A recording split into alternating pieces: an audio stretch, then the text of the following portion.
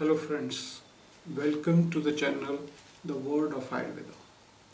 In previous blog, I was talking to you about the second important component for the sustenance of ideal health and lifestyle, that is the food or ahar. Now, as far as individual is concerned, Ayurveda advised that one should only take food when he has desire to take food. That is, when he feels that his abdomen is light and he has shuddha or desire to take food. Normally, we have four type of foods that we can chew, that we can swallow, that we can lick, and that we can drink. Now, as far as individual is concerned, Ayurveda says that one should divide his stomach into four components, and 50% of that, the hypothetical division of the stomach, should be filled by the solid food, which may be cereals, which may be pulses, which may be vegetables, and 25% should be filled by the liquids, which can be water, which can be milk, but rest of the 20% should be kept vacant. This is important because only then the ideal churning of the food can take place in the stomach and the gut, and food can be properly digested. Along with the component of food, it is again advised that one should not take asatmay food which one cannot digest. One should not take incompatible foods together which are likely to produce some disease. And the food should not be abundant in one ras. That is, one should not only indulge in sweet food, only indulge in astringent foods, only indulge in sour foods. In other words, we should avoid taking one specific food for longer duration of time. Maybe it is sweet food, it is oily food, it is dry food, or something like that. Strangely enough, the concept of salads, which we commonly see is very important these days and are supposed to give us minimum calories and maximum bulk, does not exist in Ayurveda. This may be so that in that particular time the humans were more physically active, and therefore the excessive consumption of calories was not at all a matter. But at the same time, beautiful instructions has been given. For example, in Ashtvid Visheshayatan, there is a concept that food should be adequate in quantity as well as quality. Now, it is the quality which we today call as balanced food.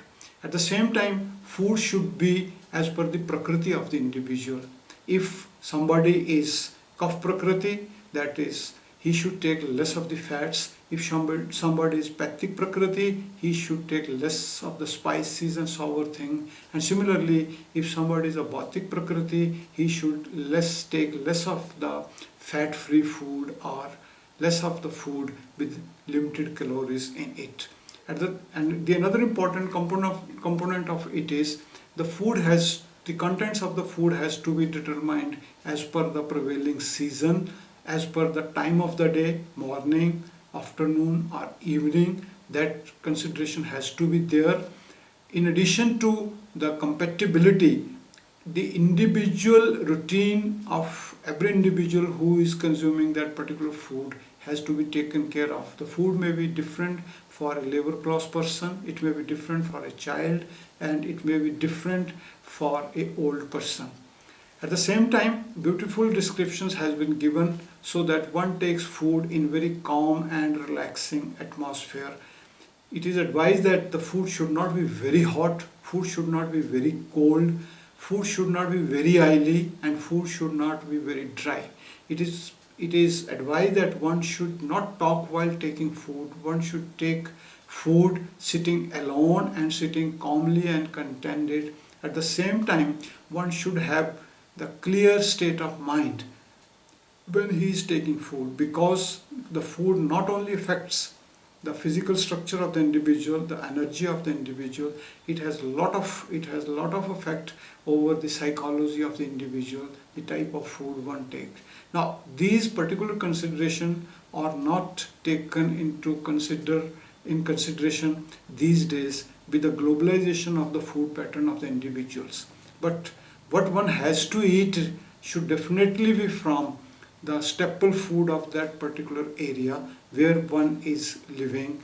One should be particular about the food contents and components depending upon the state of the health of the individual, and the normal food cannot be consumed by a sick or old people, then they should take the modified food.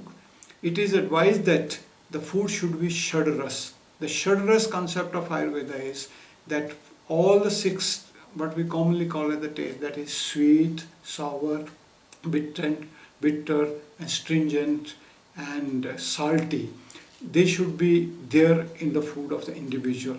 The sequence of these salt is not very important, these tastes is not important. What important is that part of all these ras or taste should be there in food, and this can be divided into various components of the food taken over the day. I will be talking more about the component of Har in Ayurveda. This is sufficient for today. I thank you all and once again request you to subscribe the channel The Word of Ayurveda, and also to send me your feedback on the email of this channel, that is the Ayurveda helpline at gmail.com, so that we can talk on the content which you desire. Thank you.